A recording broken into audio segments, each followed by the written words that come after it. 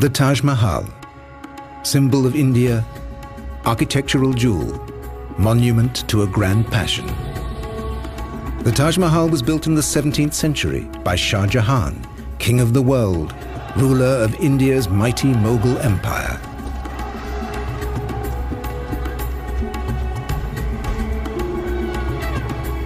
This great warrior king gave the world an architectural masterpiece of a kind it had never seen before.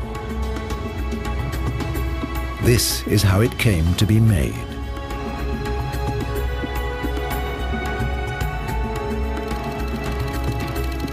It's also the legend of his queen, the beautiful Mumtaz Mahal,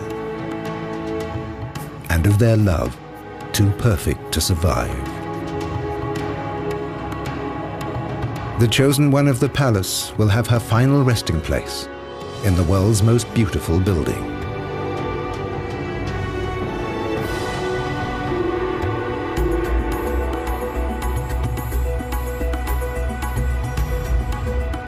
But the magnificent chambers of the Taj Mahal hide a secret.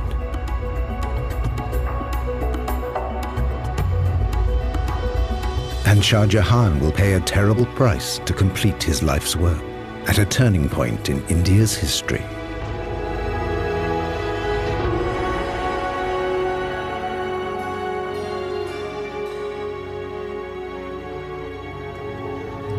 Today, the Taj Mahal is one of the world's greatest tourist attractions.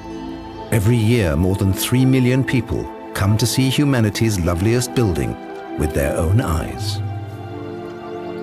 But for the Indian nation, the Taj Mahal is much more than an architectural masterpiece. This is one of the monuments that makes India what it is, that gives the people their identity. It makes them proud. This building is a symbol for the whole nation. The Taj Mahal was built in one of the most glorious periods of Indian history. The time of the Mughals, with their mighty empire and fabulous riches. Its creator, a man who dedicated his life to a dream, great Mughal Shah Jahan.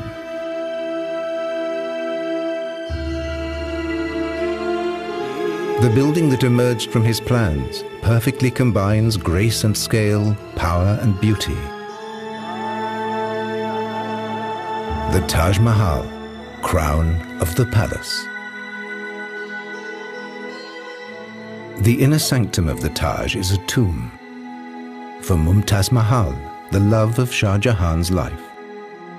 In her memory, the great Mughal created this eternal love poem in stone.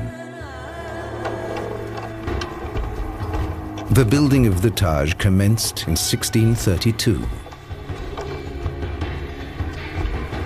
An army of elephants began dragging construction materials to the Mughal capital.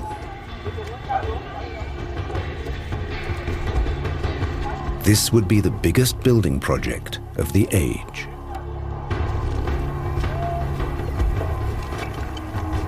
In a few short years, the shell of the Taj Mahal was complete, ready to be clad in flawless marble at colossal expense.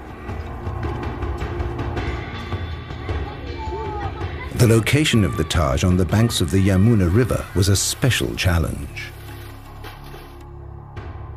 Am Wasser hat man meistens keinen festen Baugrund. Sie müssen also sehen, dass Sie Close to water, you rarely find ground solid enough to build on. So you have to dig down until you hit hard, dry earth. They came up with a brilliant solution to this problem, one that's still used today in a slightly different form. They decided to build a well foundation. That was a revolutionary idea for those times. The great Mughals' engineers dig deep wells to below the water table.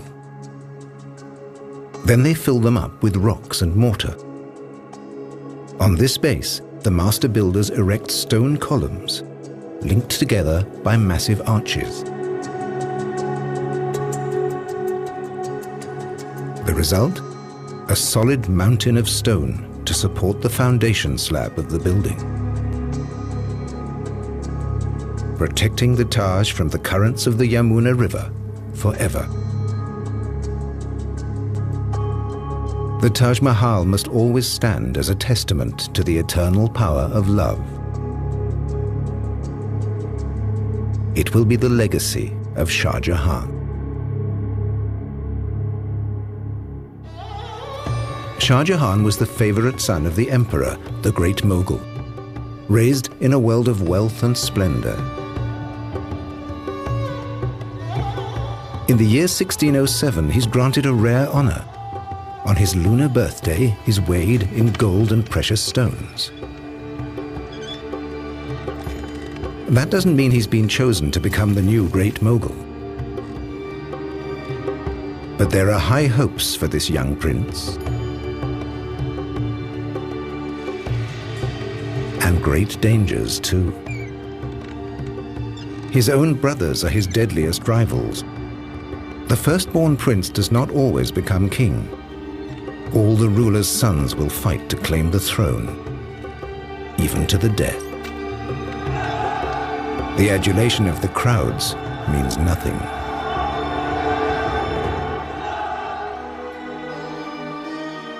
The court chronicles will be our guide to Shah Jahan's life, to its triumphs and disasters.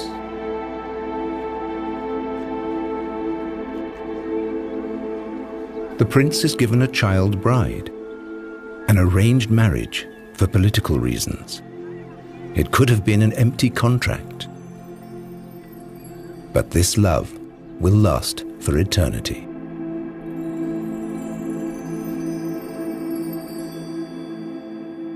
Ten years later, the prince is 25 years old. His star shines brighter than ever. He has fought the enemies of the emperor, winning victory after victory. As a reward, his father gives him the title Shah Jahan, King of the World. The capital of the Mughal Empire is the great city of Agra in northern India, the location of the giant Red Fort, the center of imperial power and one of India's mightiest strongholds. The ruling Mughals and their families live in magnificent palaces inside the fort. Here, the women of his harem see to Shah Jahan's every whim. But his favorite, by far, is his childhood love, Mumtaz Mahal. Shah Jahan calls her the chosen one of the palace. From the chronicles, we know this royal couple were especially close for those times. The impression which one gathers is that there is a strong personal element of personal love.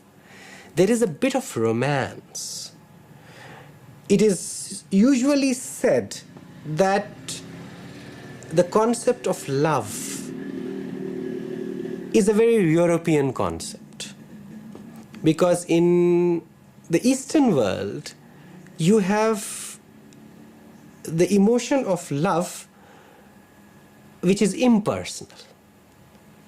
Love for deities, love for idols, love for father, love for institutions, love for religion, spiritual love, but not romantic love. But Shah Jahan's memorial to Mumtaz Mahal is the world's most exquisite symbol of romantic love. Every day, countless visitors are enthralled by the Taj Mahal, partly because its Mughal architects used some remarkable optical tricks. The first view of the monument is framed by the main gate. As the visitor moves closer, the Taj Mahal seems to get smaller.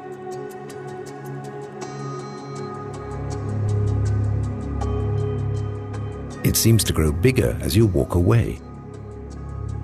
The guides here say, when you leave, you take the Taj with you in your heart.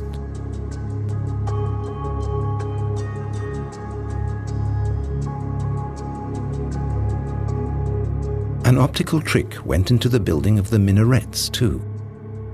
They lean slightly outwards. If they were truly vertical, they would seem to be leaning inwards.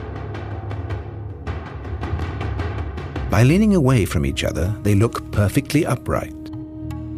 And that brings another advantage.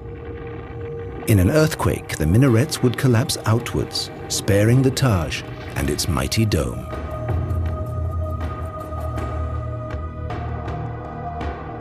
The dome is the crowning glory of the Taj Mahal, the element that makes it so timeless and graceful. Today we have other options. We can build giant supporting structures in steel for a dome like that. We have other materials.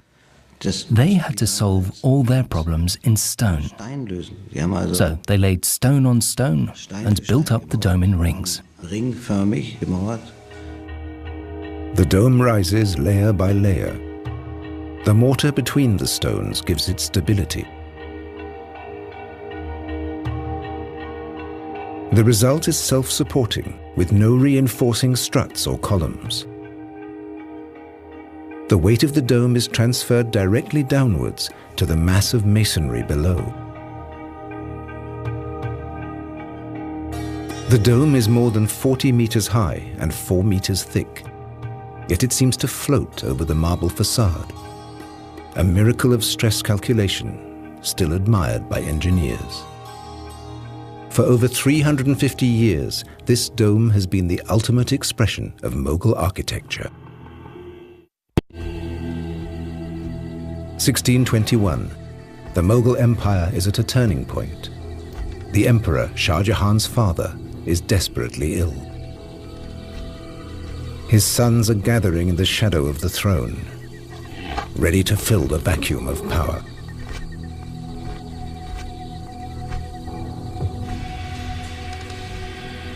Shah Jahan knows that his moment has come.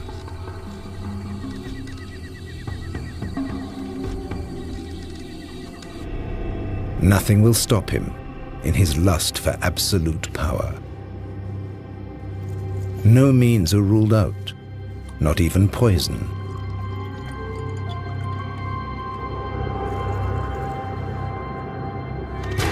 When the great Mughal finally dies, Shah Jahan has his rivals eliminated.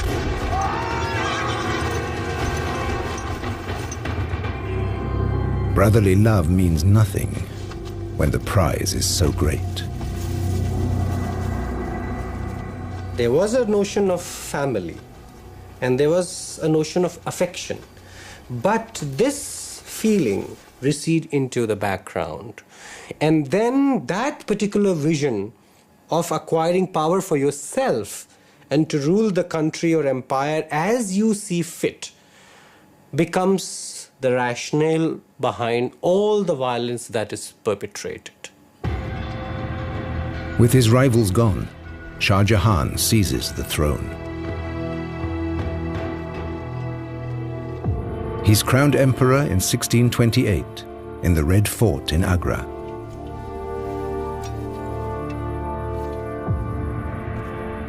Shah Jahan soon proves himself a wise and moderate ruler. He guides the empire to even greater prosperity.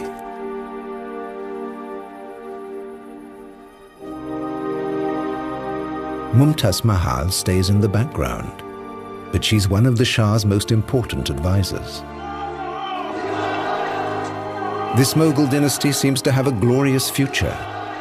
Perhaps it will equal the illustrious past. The Mughals are descended from the greatest warlord of them all, Genghis Khan.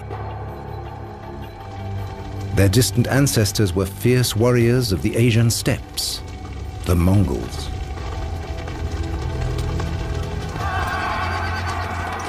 A mere 100 years before Shah Jahan's rise to power, the Mughals swept down from the north onto the plains of India.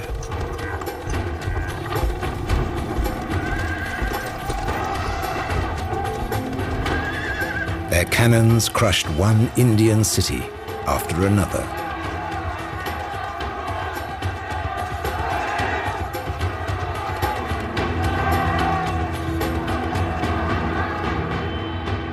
By the time of Shah Jahan, the Mughals control most of India. The first time this great land has been unified in nearly 2,000 years.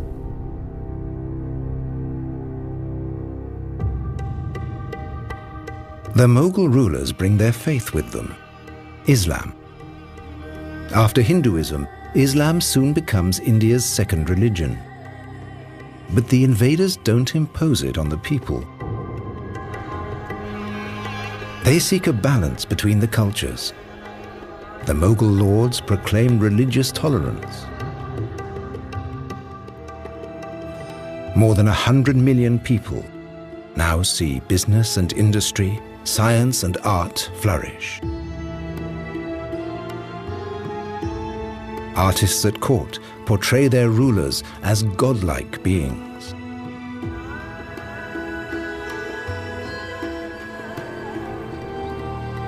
There are no limits to the great Mughals' power.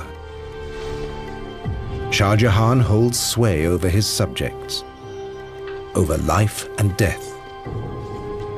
His word is law throughout the empire. This just ruler leads the country to prosperity and stability. The court chronicle records that Shah Jahan brings the people abundant joy and happiness. Under Shah Jahan, Mughal rule in India reaches its dazzling zenith. But now, his greatest legacy, the Taj Mahal, symbol of the Indian nation, is under threat. This has been a high-security zone since 2006. After bomb threats from terrorists and religious fundamentalists, it's guarded round the clock.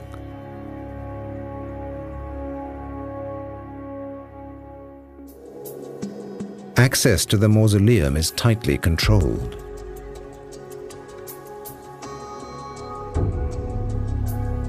Filming of the magnificent interior is forbidden. No one knows how long the Taj will need this kind of protection.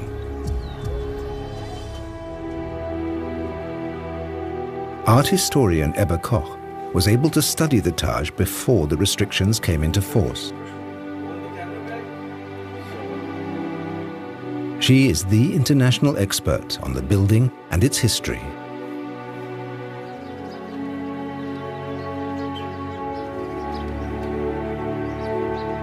She has also decoded the religious symbolism of the monument.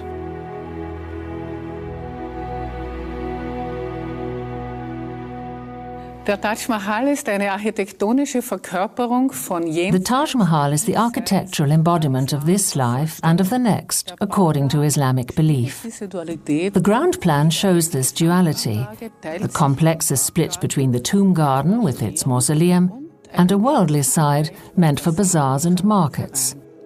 What's interesting is that the worldly side is the mirror image of the mausoleum side. The connecting square with the great main gate marks the transition to the tomb garden and opens up the view to the mausoleum.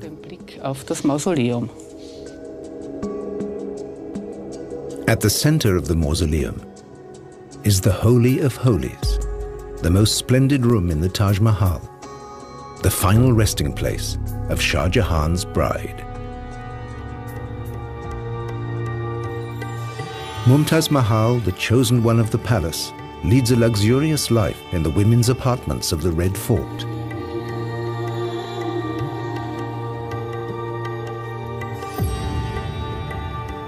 Poets admire her grace and charm. Even the moon, they say, hides from her beauty in shame. The First Lady of the Empire is fabulously wealthy.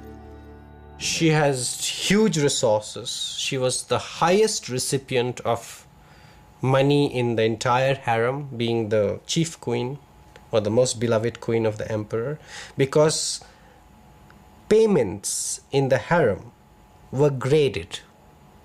We have very interesting accounts of graded payments from a very huge amount to a very small amount.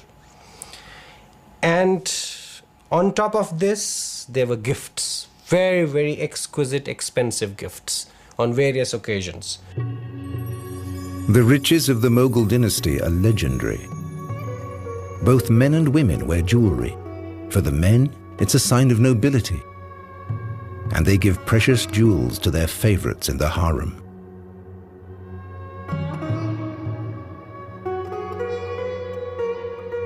Its endless supply of gems makes India the treasure house of the world.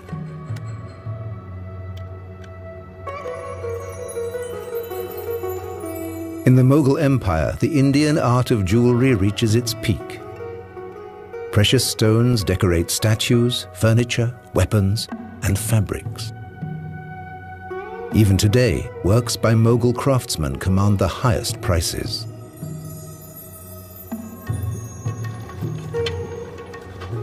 The same is true of India's textiles. Cotton has been woven here for more than 4,000 years. This is still a vital industry in India.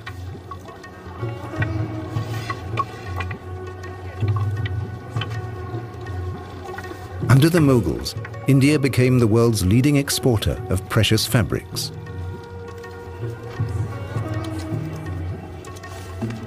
The rulers, the great Mughal and his family, cashed in on the trade.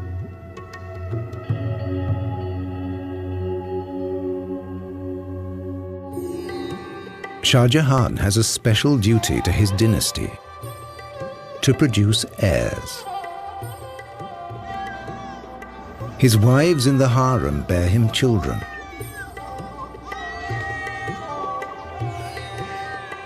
But as the chronicles tell us, once they've done their duty, these women are his wives in name only.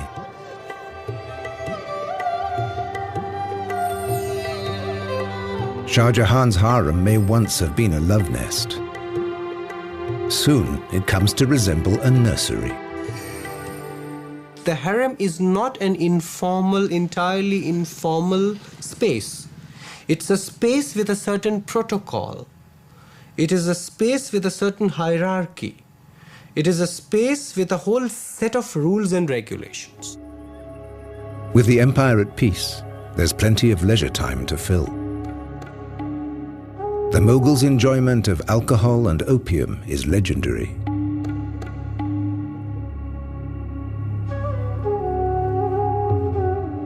Shah Jahan and Mumtaz Mahal are together every possible moment, as the chronicles record. The mutual affection and harmony between the two had reached a degree never seen between a husband and a wife among the classes of rulers or among the other people. The Imperial Chronicle describes their life at court. The intimacy, deep affection, attention and favor which His Majesty had for the chosen one of the palace exceeded by 1,000 times what he felt for any other. For Shah Jahan, the happiness of Mumtaz Mahal is paramount. If you look at the wardrobe of the emperor, if you look at his private chambers, if you look at the shelf which displays all the perfumes, ointments, oil, and a whole range of aphrodisiacs, then you would perhaps know that there is a lot of interest to develop into good lovers, to acquire emotions or to release emotions in a way that would revitalize them or rejuvenate them. Her husband's love is shared and returned by Mumtaz Mahal from the depths of her soul. And always, that lady of the age was the companion, close confidant, associate and intimate friend of that successful ruler, in hardship and comfort, joy and grief, when traveling or in residence.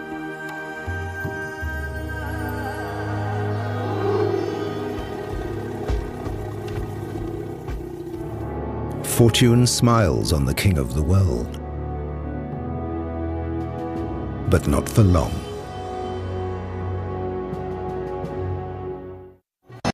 There is unrest in the empire. In 1629, reports reach Agra of another uprising. A distant province has rebelled against the empire again. This means war. Shah Jahan mobilizes his army. He will crush opposition with brute force.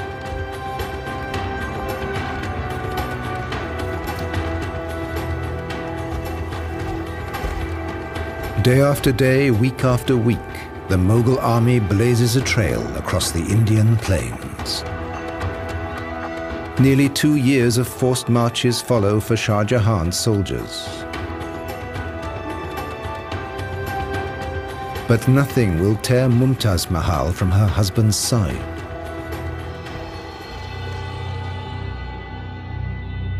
The Mughals are forced to leave their capital again and again to crush rebellions in the Deccan region.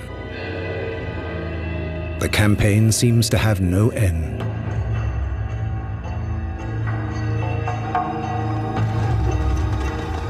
The great Mughal still puts his faith in his cannons, the latest superweapons imported from the Turkish Empire. His soldiers haul them over mountains and across the roughest terrain, shattering city walls, wiping out the rebels.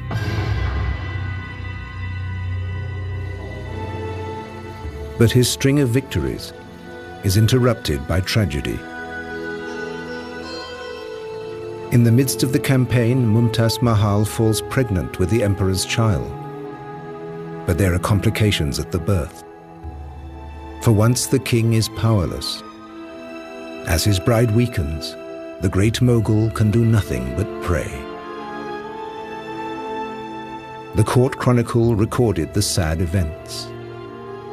On the 17th of June 1631, the unfortunate demise of Her Majesty the Queen took place shortly after her confinement and made the whole world a house of mourning.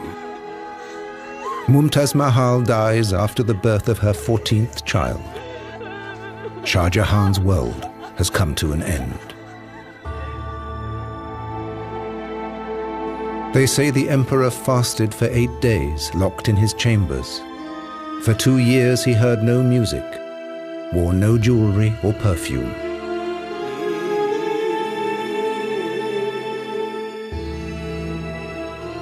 His hair and beard had turned grey. He looked older, much older than what he looked when he went into confinement or statutory mourning. So surely this must have had a deep impact on him. Before she died, legend says, Mumtaz Mahal made a wish for a mausoleum more sublime than any the world had seen. This will be Shah Jahan's task for the rest of his life, to erect the world's most beautiful building in her memory.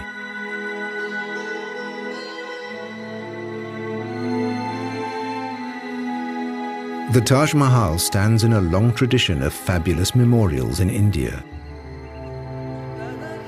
Shah Jahan's predecessors had constructed many gorgeous mausoleums.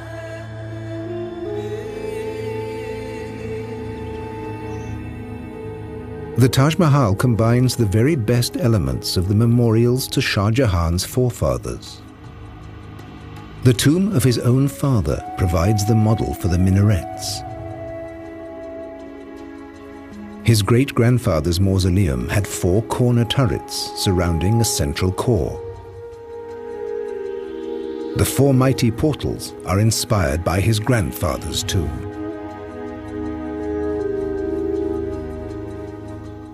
And Shah Jahan took the form of the Great Dome from the memorial to a famous ancestor. Different models, united in perfect harmony. No other mausoleum may come close to the Taj Mahal in scale, beauty, and grace. This monument must be nothing less than a paradise here on earth.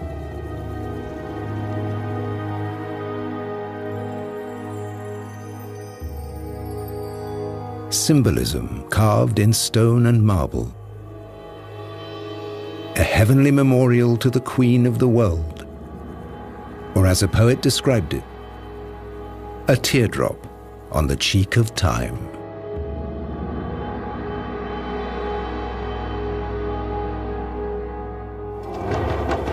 In 1632, just 6 months after Mumtaz Mahal's death, work begins on the Taj Mahal.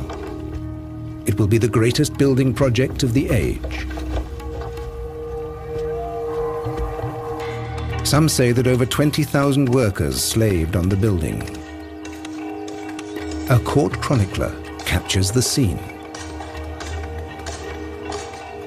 And from all sides of the imperial territories were assembled troop after troop of skilled men, stonecutters, inlayers, and those who do carving in relief, each one an expert in his craft, who began work together with the other laborers. Millions of bricks are baked on the spot for the shell of the building. The Taj rises at record speed. But progress comes at a price. Day by day, this gigantic construction is draining the imperial treasury. But nothing matters to the great mogul. No expense is spared for this lavish project. Nothing must hold up the building work.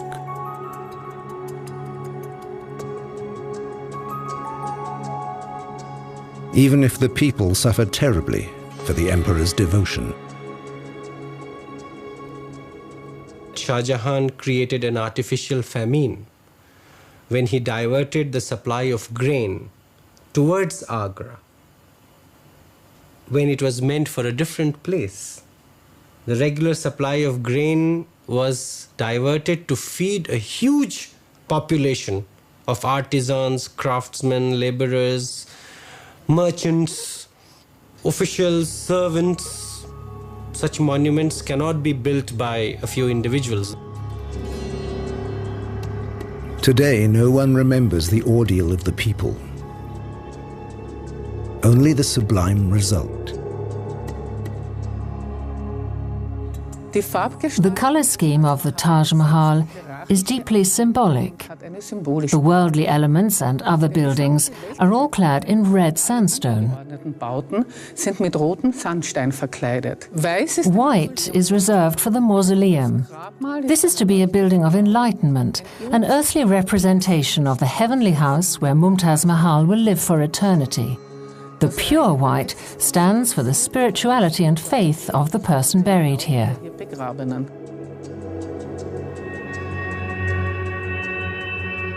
The white marble for the Taj Mahal comes from quarries at Makrana in Rajasthan, still in use today.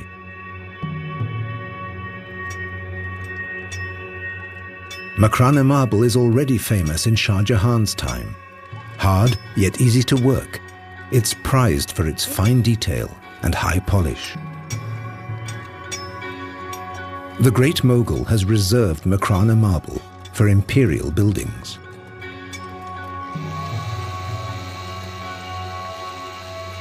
The marble slabs are carried more than 400 kilometers to the site of the Taj Mahal.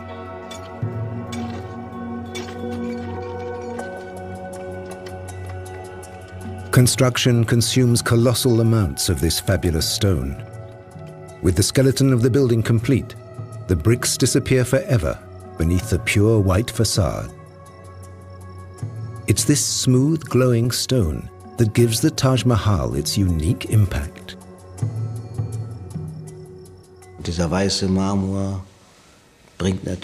Of course, it's this white marble that gives it its beauty, its lightness, that sense of floating. These are means of expression available to an architect, just as words are used by a poet. Right beside the marble edifice, the gardens begin. Der Garten The garden is the heart of the Taj Mahal. stellt ein It's an earthly picture of the paradise of the Quran. die Grundfläche Two paths divide the terrain into 4 squares. geteilt und die Kanäle The channels along the paths represent the rivers of paradise in the Quran. wie sie der Koran Where the channels meet, there's a pool. Gartens münden die This is symbolic of the celestial pool where the faithful quench their thirst Brunnen when they arrive in paradise. Durst stillen, wenn sie ins Paradies einziehen. True to Mughal tradition, the mausoleum and garden form an indivisible unity. And the interior of the mausoleum itself is modelled after the 8 paradises of the Quran. 8 chambers surround the central space beneath the dome. Mumtaz Mahal's coffin lies here. Before long, it attracted pilgrims from far and wide. Even today, the graves of deeply pious Muslims attract thousands of pilgrims. The flowers on the graves recall the Prophet Muhammad. As he ascended into heaven, each drop of perspiration turned into a rose. The faithful pray to the departed, asking for their divine intervention. Indian Muslims are drawn to the sumptuous memorials of the Mughal rulers in the same way.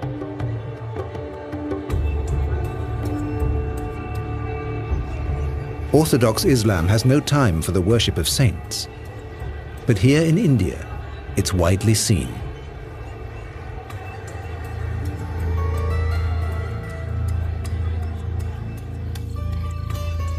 The Mughals brought Islam to the subcontinent, but they didn't interpret the Quran rigidly.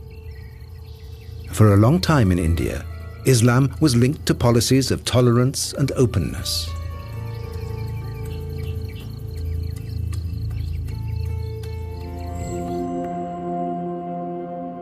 Under Shah Jahan, that tolerance and openness reaches far beyond India's borders.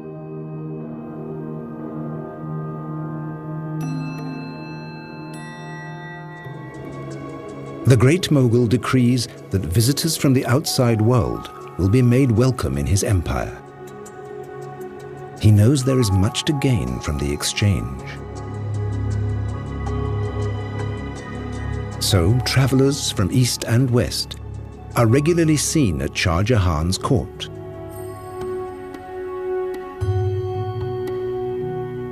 Europeans can easily be spotted by their exotic headgear. Both sides benefit from this transcontinental contact. The Europeans are drawn by the precious fabrics, spices, and gemstones. European merchants pay with silver and bring new ideas to the Mughal Empire.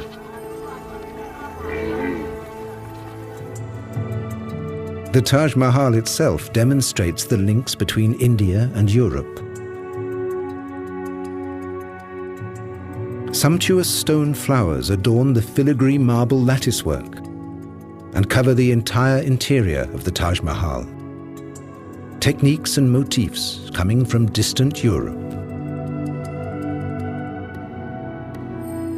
These mosaics of semi-precious stones are called pietra dura. In Petra Dura, for instance, one doesn't know whether Petra Dura came directly from Europe or came via some intermediary zone, but nevertheless, it was something which really tickled the imagination of Shah Jahan.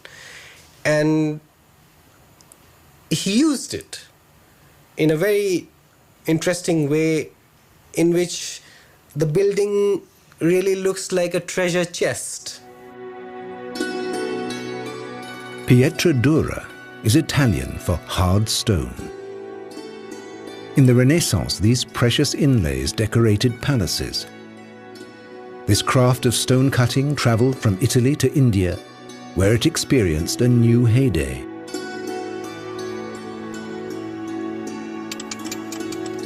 In the Pietra Dura workshops of India, the techniques haven't changed in hundreds of years.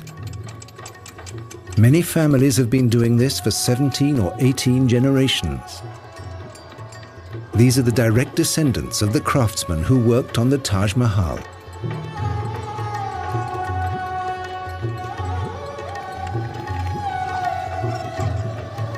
Pietra Dura is a tough craft to master.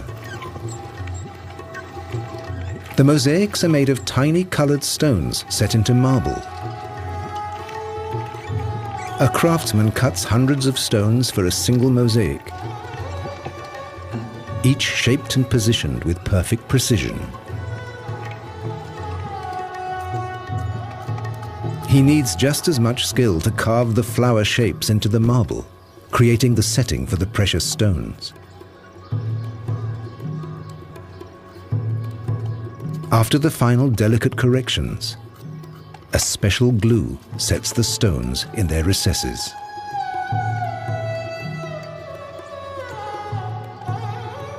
Painting in stone is one of the glories of Indian craftsmanship. But no chronicles record the names of the artists who decorated the Taj Mahal. One thing we tend to forget is the hard labor, sweat, suffering of artisans and ordinary craftsmen. Nobody knows anything about them.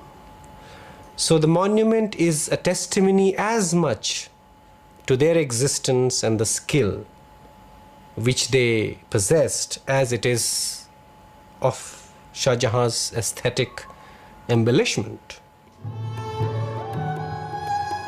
Through their work, the men who made the Taj Mahal live on.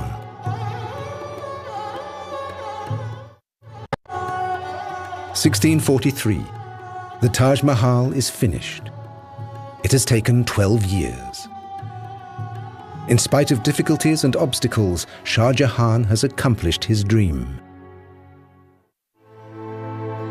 The chosen one of the palace rests in a shrine worthy of her name.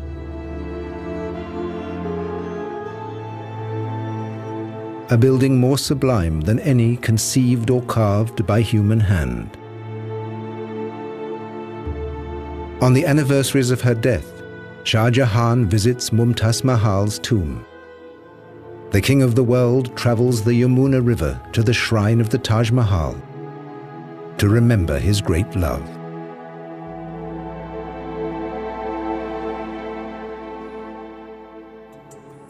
The Taj Mahal conceals a final mystery.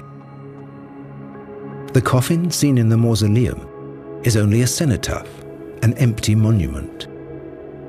Mumtaz Mahal lies in a secret marble chamber below. There she rests, undisturbed.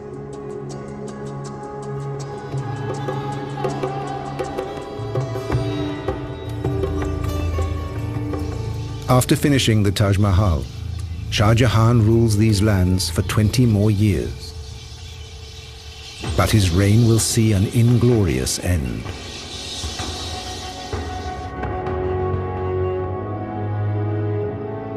His costly projects and extravagant lifestyle have brought the empire to the edge of ruin.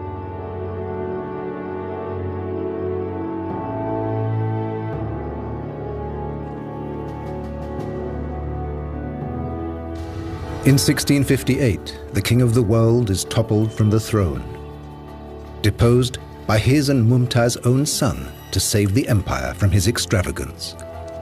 Shah Jahan, absolute ruler, great mogul for 30 years, is a prisoner.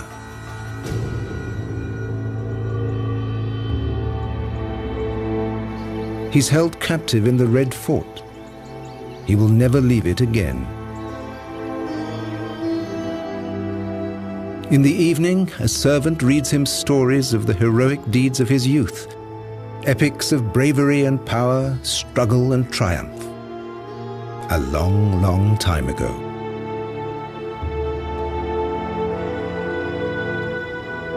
In Shah Jahan's decades of intelligent rule, the Mughal Empire reached its peak.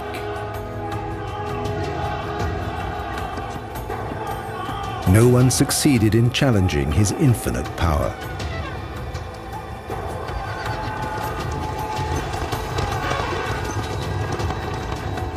But the mightiest have furthest to fall.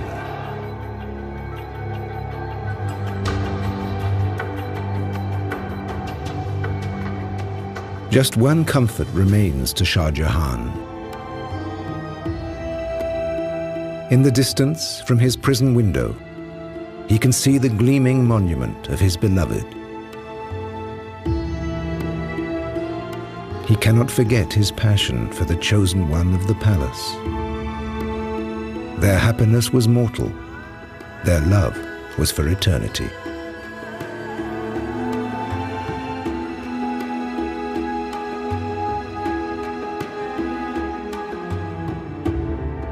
Mumtaz Mahal's tomb has carved its place in history.